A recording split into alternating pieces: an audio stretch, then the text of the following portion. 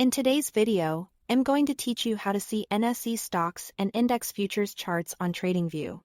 By the end, you'll be confidently pulling up National Stock Exchange stocks and the Nifty or Bank Nifty futures, with the right symbols and the right data showing on your chart.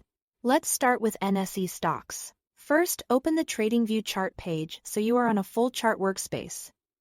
At the top, click into the symbol search bar. To go straight to the correct listing, type the company ticker with the NSE prefix. For example, NSE Reliance or NSE Tata Motors. Using the NSE prefix helps Tradingview filter to the National Stock Exchange and saves you from picking the wrong exchange. If you prefer typing just the company name, that's fine too. Just make sure the result you click clearly shows NSE Exchange. After you select the symbol, check the top left of the chart where the instrument name appears. It should start with NSE, so you know you are viewing the correct market data. If you see a different exchange, reopen the search and switch it to NSE before proceeding. This quick check avoids accidentally analyzing a listing from another market. Once the right stock loads, you are set to explore the chart with accurate NSE data. Now, let's look at index futures for Nifty and Bank Nifty.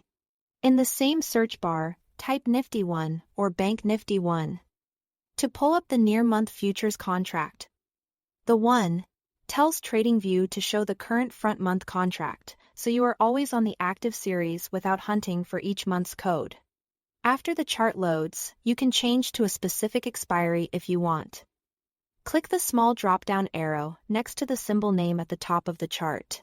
This opens a list of available expiries so you can pick the exact contract month you need. You'll see contracts labeled by date or month. Select the one that matches your analysis plan. If you'd rather browse, open the symbol search panel and switch to the Futures tab. Type Nifty or Bank Nifty there, and you'll get a clean list of available contracts. As before, confirm the exchange is NSE so you are not looking at a different venue's derivative. That's it. Thanks for watching.